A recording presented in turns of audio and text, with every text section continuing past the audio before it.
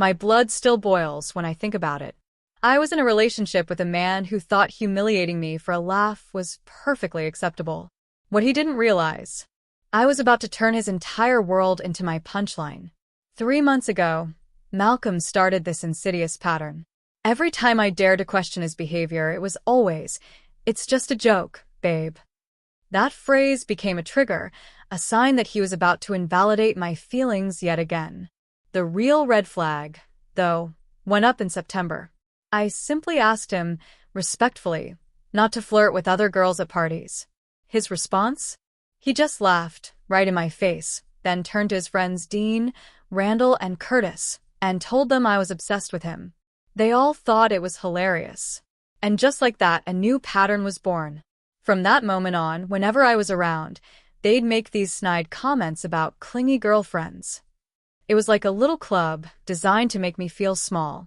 Malcolm, sensing this new dynamic, started testing boundaries.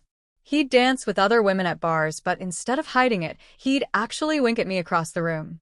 He started giving out his number to random women right in front of me, daring me to react. And when I finally confronted him, my heart pounding with frustration and hurt, he'd dismiss it all. "You're being completely dramatic," he'd say, shaking his head, as if I was the crazy one for reacting to his disrespect. "It's just dancing. It's just normal social interaction." And his friends? They backed him up. Every single time. It was exhausting. Then came Curtis's birthday party last weekend. That night, everything escalated. Malcolm's ex, Sabrina, showed up. Tight red dress, perfectly coiffed, a vision designed to catch attention. He'd been messaging her for weeks, casually claiming they were just being friendly. But I watched her touch his arm, her fingers lingering on his bicep, and something in my gut clenched. Malcolm kept glancing at me, that familiar smirk playing on his lips, almost as if he was enjoying my discomfort. Dean and Randall, his loyal cronies, positioned themselves nearby, phones out, already recording. The party was packed, a sea of unfamiliar faces from our college and neighboring schools. Malcolm had been steadily drinking since 8 p.m., practically ignoring me for hours. He kept buying Sabrina drinks, his attention fixed on her. Every time I tried to join their conversation, to just be part of my own relationship, he would turn his back to me or abruptly change the subject. Around 11 p.m., I watched him grab Sabrina by the waist, pull her close, and then he kissed her. Full tongue. Hands gripping her hips. It lasted at least 30 seconds. My world narrowed to that single, sickening image. Then, the chanting started. Dean and Randall, their faces alight with cruel glee, yelled, "She deserved it. She deserved it." Their cameras were pointed directly at me. Other people turned. Some laughed. Some looked uncomfortable, but nobody said anything. Nobody helped. Malcolm finally pulled away from Sabrina, and his eyes found mine. He grinned. "Just a joke, babe," he called out, loudly enough for everyone to hear. Sabrina giggled, whispered something in his ear, and he squeezed her waist again. I walked through that crowd, a phantom, towards the front door. People moved aside, staring, but I didn't care. I just needed to escape. My phone started buzzing before I even reached my car. Text after text, Malcolm sending them faster than I could read. 15 messages in total by the time I got home. "You're ruining my night. Come back right now," and apologize to Sabrina. "Stop being so dramatic about everything. Everyone at this party thinks you're completely psycho now. This is exactly why guys don't want serious girlfriends. You totally embarrass me in front of all my friends. Learn to take a harmless joke for once in your life." I drove home in a daze, my hands shaking. The moment I got through my door, I turned my phone off. I just couldn't. When I finally checked it Sunday morning, the true depth of his cruelty hit me. Malcolm had posted 6 Instagram stories between midnight and 3 a.m. Videos of him grinding on random girls, close-up shots of women dancing against him. Each caption was a variation of, "This is what happens when you try to control me," and "Freedom feels so good right now." The final story showed him doing shots with 3 different girls, captioned, "Single life hits different." He had tagged Dean, Randall, and Curtis in every single post. He wasn't just doing this to me, he was broadcasting it. Then, at 3 a.m. on Sunday morning, he showed up, pounding on my apartment door for 5 straight minutes, yelling my name loud enough to wake the entire building. When I finally opened it, the smell hit me first: alcohol, cigarettes, and multiple different perfumes. His button-down shirt was wrinkled and stained with something dark, his hair a mess. He swayed in my doorway. "You're a psycho, girlfriend," he slurred. "Every guy cheats on their girl eventually. At least I did it to your face instead of sneaking around behind your back like some coward." I told him to leave, my voice trembling. He just laughed, leaning against the door frame. "You'll forgive me by Tuesday, like you always do," he said, a sickening confidence in his voice. "Remember when I made out with your sister's friend at Christmas? You got over that real quick, right?" Then he stumbled back to his car and drove away. On Monday afternoon, Dean sent me a private message on Instagram. "You're way too uptight about everything," it read. "Malcolm was teaching you an important lesson about trust and boundaries. You should be grateful he cares enough to help you grow as a person." I read it twice, my jaw clenched, then closed the app. 20 minutes later, Celeste messaged me. She's Curtis's girlfriend, and she'd seen the group chat on his phone. She forwarded me 23 screenshots from their conversation since Sunday night. Malcolm was bragging, in vivid detail, about putting me in my place. "She'll come crawling back like always," he wrote. "They all do when you show them who's really the boss." Randall replied with crying, laughing emojis. Curtis wrote, "Savage move, bro." Dean added, "She definitely needed that reality check." Then Malcolm sent a shirtless photo of himself in bed with messy hair, captioned, "Single life is treating me incredibly well already." More laughing emojis followed from all his friends. Midway subscribe line. Seamless blend. By the way, if you're still with me, still reeling from the audacity of it all, make sure to hit that subscribe button. Because unbelievable stories like this, they're my specialty. Malcolm truly thought he knew me. He thought I was still that same naive girl who apologized after our first fight 2 years ago. The girl who blamed herself when he joked about my weight in front of his entire family last Christmas. He was probably out celebrating with his friends, feeling like he'd won some kind of twisted victory. He had absolutely no idea what was coming for him. So, remember how Malcolm said I'd come crawling back by Tuesday? Well, guess what happened on Tuesday? Absolutely nothing. I didn't text him, didn't call him, didn't even glance at his social media. And apparently, this broke his entire brain.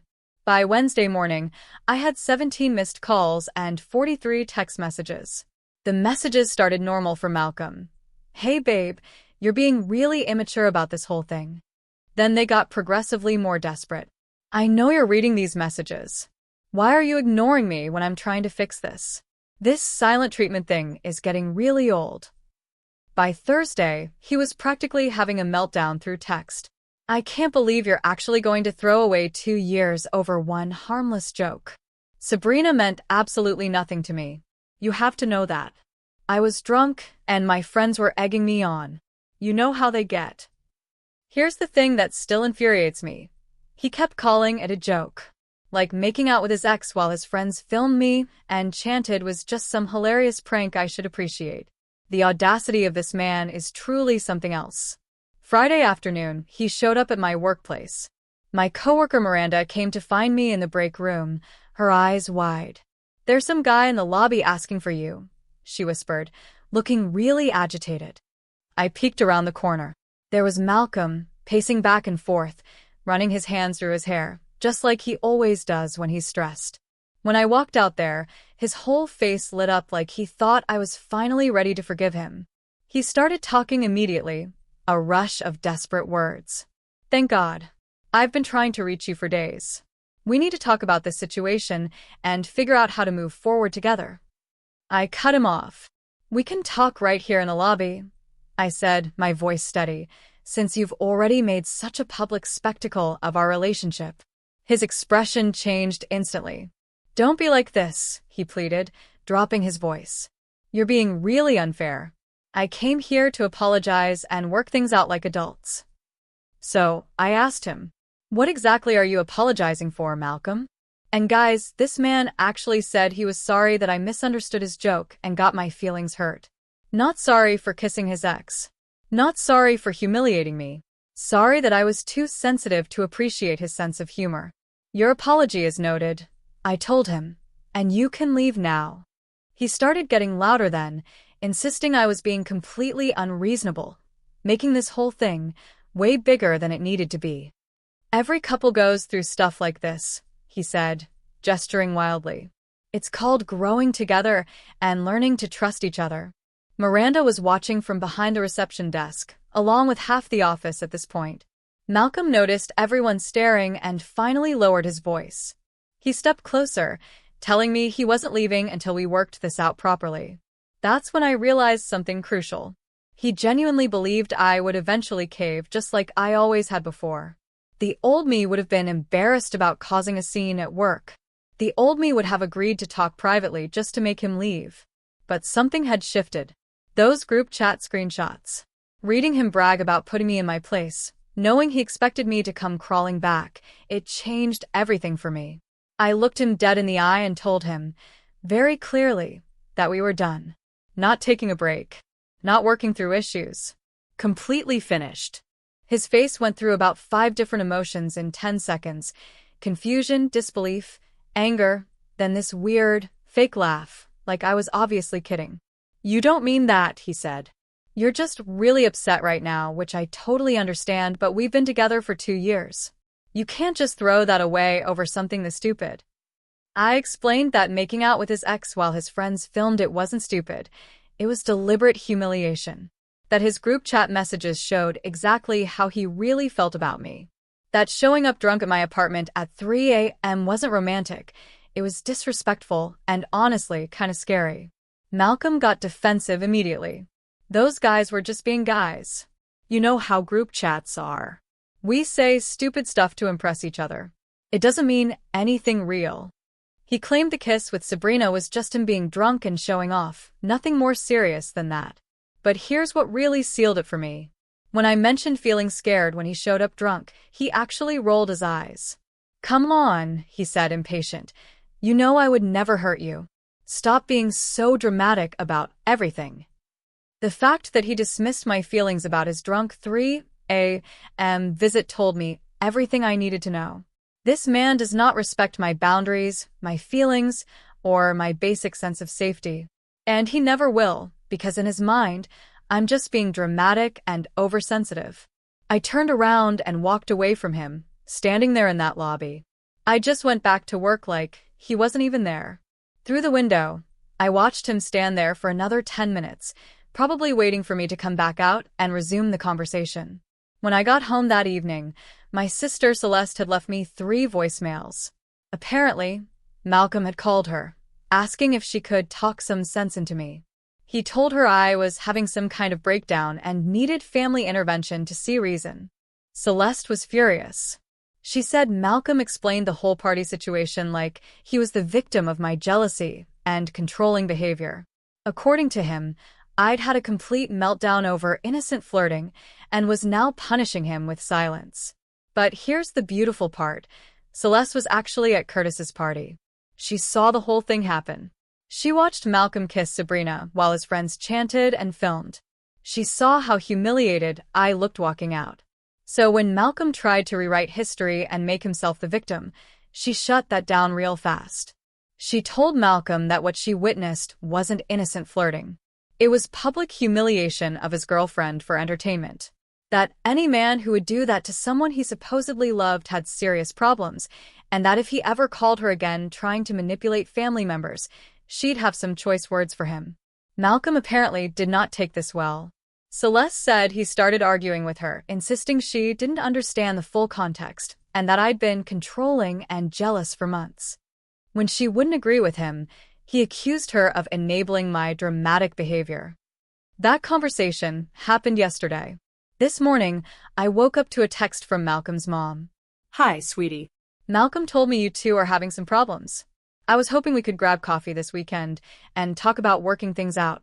You know how much Malcolm loves you. And that's when I realized Malcolm's master plan. He was calling in reinforcements.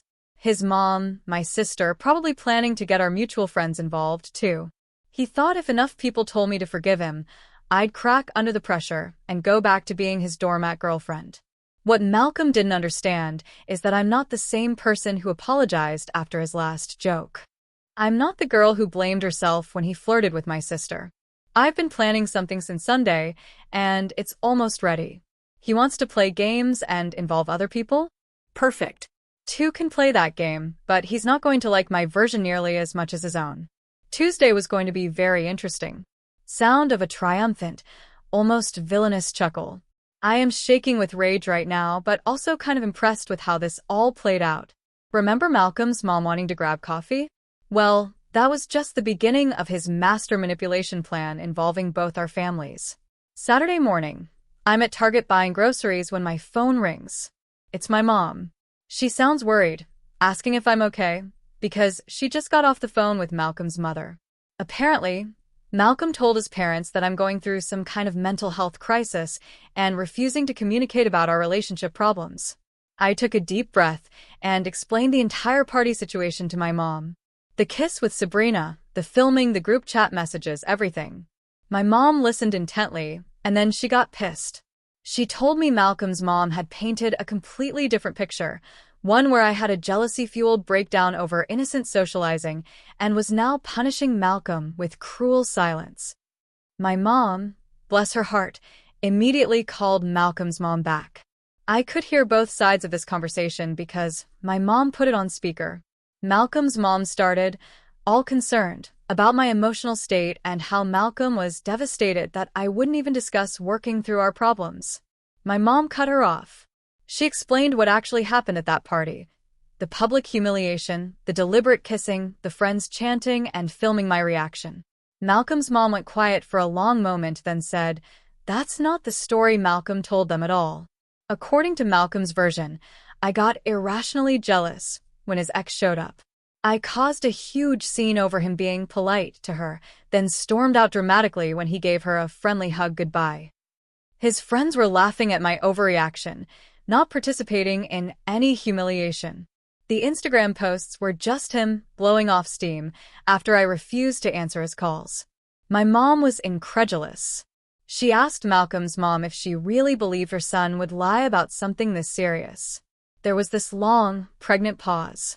Then Malcolm's mom said she trusts her son, and maybe there's two sides to every story. That's when my mom completely lost it. She told Malcolm's mom that if her son thought public humiliation was appropriate relationship behavior, then maybe she failed as a parent. That any mother who defends her adult son kissing other women in front of his girlfriend clearly raised him to disrespect women. Malcolm's mom hung up on her. Sunday afternoon got even worse. My dad called, his voice tense. Malcolm had shown up at our house, wanting to talk to him, man to man, about the situation. My dad was working in the garage, and Malcolm just appeared there, uninvited, acting all respectful and concerned. Malcolm told my dad that I've been struggling with jealousy and trust issues for months, that he's been trying to be patient and understanding, but I've gotten increasingly controlling about his friendships with women. The party incident, he claimed, was just me finally snapping over normal social interaction. My dad, who didn't know the full story yet, listened politely as Malcolm explained how much he loved me and wanted to work through my insecurities together, how he was even willing to go to couples counseling and do whatever it takes to help me feel more secure in our relationship. Then Malcolm had the gall to ask my dad to talk to me about giving their relationship another chance, saying he knew I respected my father's opinion and might listen to him when I wouldn't listen to anyone else. My dad, ever the diplomat, told Malcolm he'd think about it and get back to him. After Malcolm left, my dad called me, confused. He asked why Malcolm seemed so genuine and concerned if he really did what I described. I drove over to my parents' house immediately. I sat down with both of them and told the entire story from beginning to end. The months of boundary testing, the deliberate flirting, the kiss with Sabrina while his friends filmed, the group chat messages bragging about putting me in my place. My dad's expression changed completely as I was talking. By the time I finished, he was absolutely furious that Malcolm came to their house and lied directly to his face. My mom then pulled out her phone and showed him the screenshots Celeste had forwarded from the group chat. My dad read Malcolm calling me a psycho girlfriend and saying I'd come crawling back, and he completely lost his damn mind. He called Malcolm immediately and put it on speaker. Malcolm answered, all cheerful, clearly thinking my dad was calling to help convince me. My dad cut right to the point. He asked Malcolm to explain the group chat messages about putting me in my place. Malcolm stuttered for a second, then claimed those were just guy talk and didn't mean anything serious. That men exaggerate in group chats to sound tough, but it's not how they really feel. He said he was hurt and venting to his friends after I walked out on him. My dad asked about the video of him kissing Sabrina. Malcolm claimed it was just a quick, friendly kiss that looked worse on camera than it actually was, that his friends were drunk and being idiots with their commentary, but he can't control what other people say or do. Then my dad asked the question that broke everything wide open. He asked Malcolm why he lied about what happened when he came to their house. Why he told a completely different story that made me look jealous and unstable instead of admitting he kissed another woman. Malcolm got defensive immediately. He said he was trying to protect my reputation by not telling my parents how badly I overreacted, that he didn't want them to think less of me for causing such a dramatic scene over nothing. My dad told Malcolm that lying to my parents to manipulate them into pressuring me was not protecting my reputation. It was manipulative garbage. That any man who would humiliate his girlfriend publicly then lie to her family about it is not welcome in their house ever again. Malcolm started arguing that my dad doesn't understand the full context and that I've been telling a one-sided story. He claimed that if my dad really knew how controlling and jealous I'd become, he'd understand why Malcolm was at his breaking point. That's when my dad completely unleashed on him. He told Malcolm that even if everything he claimed was true, kissing another woman in front of your girlfriend is never acceptable relationship behavior. That real men break up with women they're unhappy with instead of publicly humiliating them for entertainment. Malcolm tried to interrupt, but my dad cut him off. He said that lying to parents to manipulate their daughter shows exactly what kind of character Malcolm has. That any man who would do that is a coward who can't face the consequences of his own actions. The call ended with my dad telling Malcolm never to contact our family again, and then he hung up on him. Then, I woke up to 31 text messages from Malcolm. And guys, this man had completely lost his damn mind. The messages started around 2 a.m. and continued until 6 a.m., a pure stream of consciousness desperation. Your parents have completely turned against me now thanks to your lies. I never lied to your dad. I was trying to spare your feelings. You're destroying everything good we had together over one stupid mistake. I'm losing my mind without you and can't eat or sleep. Everyone I care about is choosing your side without hearing mine. But then, around 4 a.m., the messages took a darker turn. You've made me look like a monster to both our families. I trusted you with everything, and you're using it all against me. 2 years of my life completely wasted because you can't forgive one mistake. I don't even recognize who you've become. The final message at 6 a.m. just said, I'm not giving up on us no matter what you do. Wednesday evening, Malcolm showed up at my parents' house again. My dad saw him through the window and called me immediately. I drove over there and found Malcolm sitting on their front porch, refusing to leave until someone talked to him. I walked up to him and asked what the hell he thought he was doing. He told me he'd been sitting there for 2 hours, waiting for someone to come home so he could explain his side properly. Malcolm started talking rapidly about how everyone had turned against him based on incomplete information, that the group chat messages were taken out of context, and the kiss with Sabrina was just drunken stupidity, not deliberate cruelty. That he'd been in love with me for 2 years and would never intentionally hurt me. I just looked at him. Intentional or not, Malcolm, you did hurt me. Your actions had consequences, and now you have to live with them. Malcolm got more agitated. He said I was being completely unforgiving about one mistake that happened when he was drunk. He asked me to look at everything good about our relationship instead of focusing on one bad night. He reminded me of trips we took together, holidays with each other's families, plans we made for the future. He said 2 years of love and commitment should count for more than 15 minutes of poor judgment. But here's the thing that really cemented my resolve. He still wouldn't take full responsibility. It was always poor judgment, or a mistake, or one bad night. Never, "I deliberately kissed my ex to hurt you," or "I let my friends film your humiliation for entertainment." My dad came outside and told Malcolm he needed to leave their property immediately. Malcolm started arguing that he had a right to try to save his relationship and that my dad was interfering in something that's none of his business. My dad stepped closer and told Malcolm that when he lies to parents to manipulate their daughter, it becomes their business. That Malcolm made it their business by involving them in his scheme to pressure me into forgiving him. Malcolm finally left, but not before turning to me and saying, "This isn't over between us.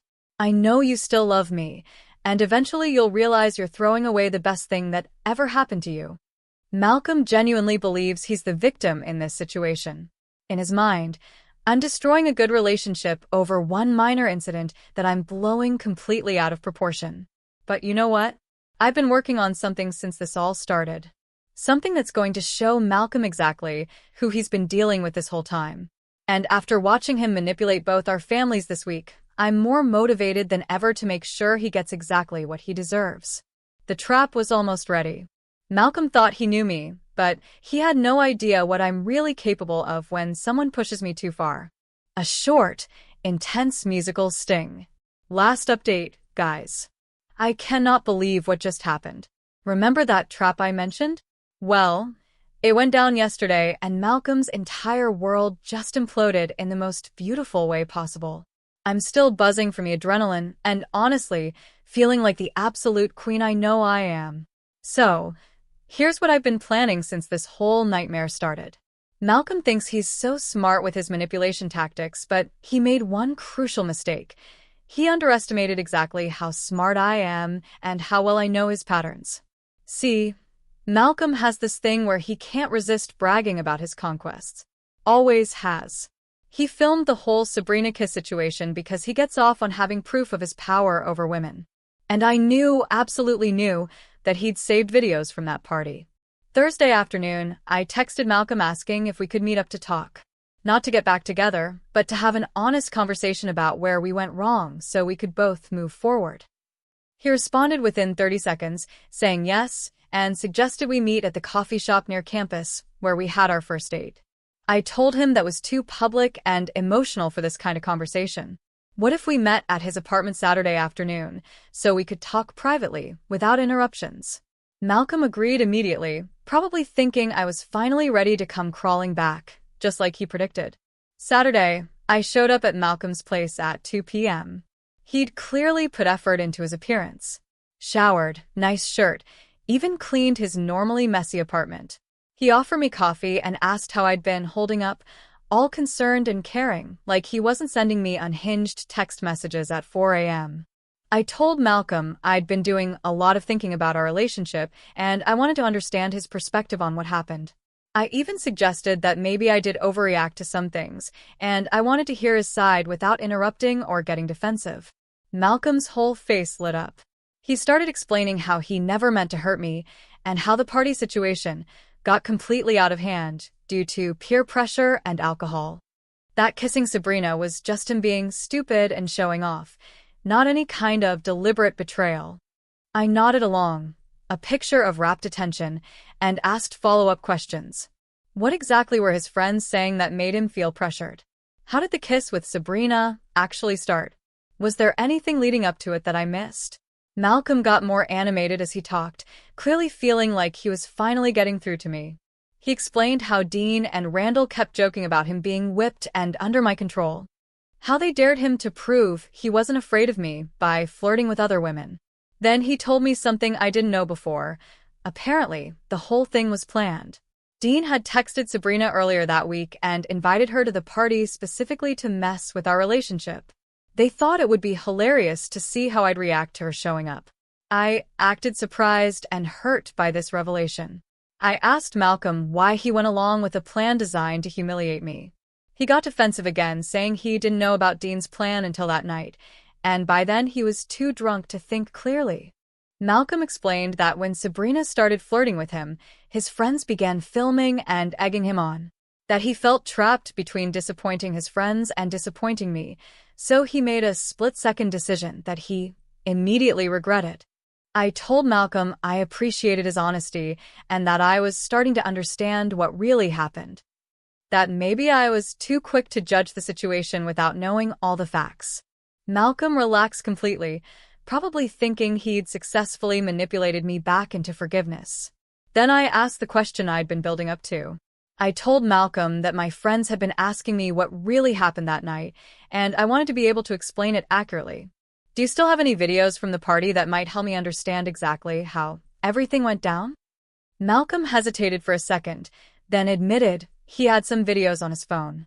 He said his friends sent him clips from that night, but he hadn't looked at them because they were too painful to watch. I asked if we could watch them together so I could see what he saw and understand his experience better. Malcolm wavered, clearly uncomfortable, but eventually agreed. He said maybe it would be good for both of us to face what happened honestly. He pulled out his phone and opened his photo gallery. There were at least 15 videos from that party. We started watching them together. And guys, they were so much worse than I even remembered. The first few videos showed Malcolm dancing with other women while I was standing nearby, looking visibly uncomfortable. You could hear Dean and Randall making comments about testing my limits and seeing how much I'll tolerate. Then we got to the videos of Malcolm with Sabrina. There's one where he's clearly groping her ass while she grinds against him. Another where he's whispering in her ear while staring directly at me across the room. You can hear his friends laughing and saying things like, "She looks pissed and this is so good." The kiss video is the worst part. It shows Malcolm grabbing Sabrina aggressively and kissing her with obvious passion. The video captures Dean and Randall chanting, "She deserved it," while pointing their cameras at me. You can see me in the background, looking absolutely destroyed. But here's the part that makes my blood boil. There's a video after I left. Malcolm and Sabrina are making out again, more intensely this time. He's got her pressed against the wall with his hands up her dress. Randall is filming, and you can hear him saying, "Post this sh*T. She needs to see what she's missing." As we're watching these videos, Malcolm keeps trying to minimize what I'm seeing. It looks worse on camera than it felt in person. I was so drunk, I barely remember this happening. The guys were just being stupid with their commentary. After we finish watching, I look at Malcolm. "Malcolm," I said, my voice cutting through his excuses, "those videos show deliberate, calculated cruelty designed to humiliate me for entertainment. There's no amount of alcohol or peer pressure that excuses that level of disrespect." Malcolm immediately starts backtracking. He claims the videos don't show the full context and that I'm misinterpreting what I'm seeing, that he was drunk and confused and not thinking clearly about how his actions might affect me. I told Malcolm I appreciated him showing me the videos because now I had a complete picture of what really happened. He looked confused and asked what I meant by that. That's when I pulled out my own phone and showed him that I'd been recording our entire conversation. Every word of his planned humiliation confession. Every admission about going along with Dean's scheme. Every moment of him minimizing and excusing his behavior while the video evidence played.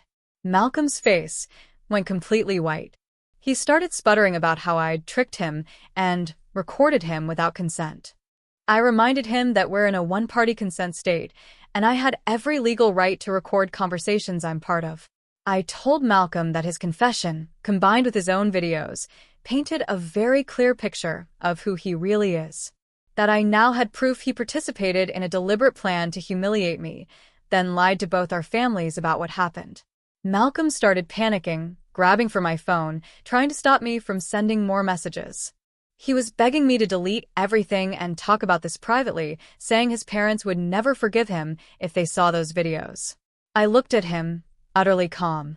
"Malcolm," I said, "you should have thought about that before you participated in humiliating me for your friends' entertainment. Actions have consequences, and now you get to face them." Then I started a group text with both our parents and hit send on a message I had pre-written. The message explained that I discovered the party incident was a planned humiliation orchestrated by Malcolm and his friends. that I had video evidence and a recorded confession proving he lied to both families about what really happened, and that I was attaching the relevant clips so everyone could see the truth for themselves. I attached the kiss video showing Malcolm passionately making out with Sabrina, while his friends chanted about me deserving it. The video of him groping her after I left. And key excerpts from our recorded conversation where he admitted to going along with Dean's plan. Malcolm started completely freaking out. He was grabbing for my phone, trying to stop me from sending more messages, begging me to delete everything and talk about this privately, saying his parents would never forgive him if they saw those videos. I told Malcolm he should have thought about that before he participated in humiliating me for his friends' entertainment. That actions have consequences, and now he gets to face them. My phone started buzzing immediately with responses from both families. My mom texted, "I'm so sorry you went through this, sweetheart. We're coming over right now." My dad just sent, "That piece of sh*T is dead to us."